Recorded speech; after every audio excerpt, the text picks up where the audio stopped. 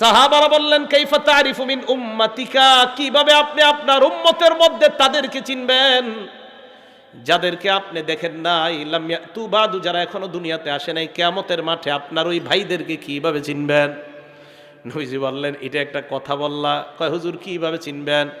আল্লাহ নবী কয় শোনো তোমরা, আর আইতালাও আদনা রাজুলান লাহু খাইলুন, কোন ব্যক্তির একটা প্রাণী আছে, একটা প্রাণী আছে, এই প্রাণীটা গুররুম মুহাজ্জালা, দেখতে বড় চমৎকার, কপাল সুন্দর, হাত সুন্দর, পা সুন্দর, বাইনা জহরাই খৈলিন বুহমিন ফি দুহমিন বুহমিন, কালো প্রাণীর মধ্যে সাদা প্রাণীটা, আলা ইয়ারিফু খৈলা, সে কি তার প্রাণীটা চিনবে কি চিনবে না?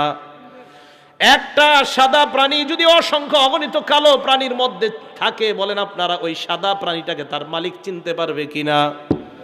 আল্লাহ নবী বলেন শোনো তোমরা, আমার ভাই হলো তারা যারা কিয়ামতের ময়দানে উপস্থিত হবে, ইয়াতুনানা, এমন অবস্থা আসবে, গুররাম মুহাজ্জালিনা মিনাল উযু, তারা উযু করার কারণে তাদের হাতগুলা, কপালগুলা এমন ভাবে চকচক করবে, কিয়ামতের ময়দানে কোটি কোটি মানুষের মাঝে আমার ওই চকচক করা কপাল আর হাতওয়ালা ভাইদেরকে চিনতে আমার নবীর কোনো সমস্যা হবে না।